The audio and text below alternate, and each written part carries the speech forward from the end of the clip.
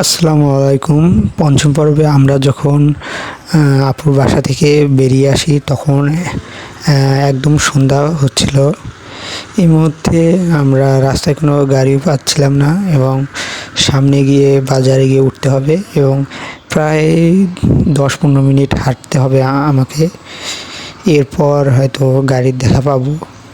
এরপর যাচ্ছিলাম অনেকক্ষণ, আবার একটু ভয় লাগতেছিল যে সন্ধ্যা হচ্ছিল, অনেকটা দূরে বাজার, তাই দ্রুত যেতে হবে আমাদের। এরপর দেখতে দেখতে একদম আমরা বাজারের কাছে আসি এবং এরপর আমরা একটা অটো নেই এবং এখানে চড়ে আমরা বাড়ির উদ্দেশ্যে রওনা দিই।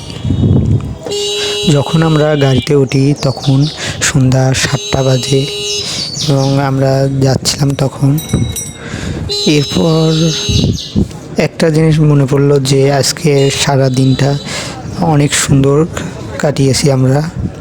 একটা সুন্দর একটা মুহূর্ত ছিল। আজকে সারা দিন সকাল থেকে সন্ধ্যা পর্যন্ত আমরা বাহিরে বেরিয়েছি এবং এই মুহূর্তটা অসাধারণ ছিল এবং সবাইকে উচিত যে বাহিরে কোথাও বেড়ানো এর অভিজ্ঞতা থাকে। সুন্দর একটা মুহূর্ত ছিল। সবাইকে অসংখ্য ধন্যবাদ।